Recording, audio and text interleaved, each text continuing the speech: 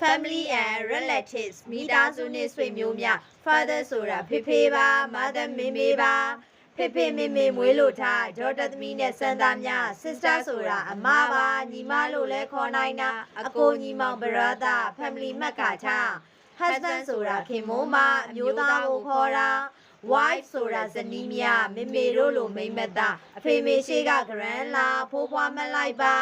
parents ဆိုတာမိဘတစ်ပါး grandparents ဆိုဖိုးဖွား granddaughter နဲ့ grandson ရဲ့မြေးမလေးနဲ့မြေးပါကွယ် relative ဆိုတဲ့ဆွေမျိုးများထက်ကမှတ်ဆိုလား uncle ဦးလေး aunt တော် niece တူမနဲ့တူနှစ်ဖြူနော် cousin ဆိုတာဝမ်းကွယ်လေး ancestry ဘိုးဘေးအဖေမေနောက် in law ဆင့်ရောက်ကတိရောက်မှဖြစ်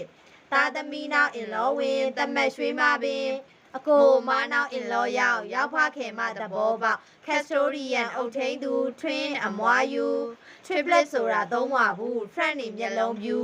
မျိုးရိုးလိုက်တဲ့ hereditary မျိုးဆက်သစ် generation များဖြစ်စေမည် paternal ဆိုတာအဖေဘက် maternal အမေဘက် child ဆိုတဲ့သူတွေရဲ့ adoption လုပ်တယ်တည်တည်ချာချာမှတ်လို့ထား family meaning များ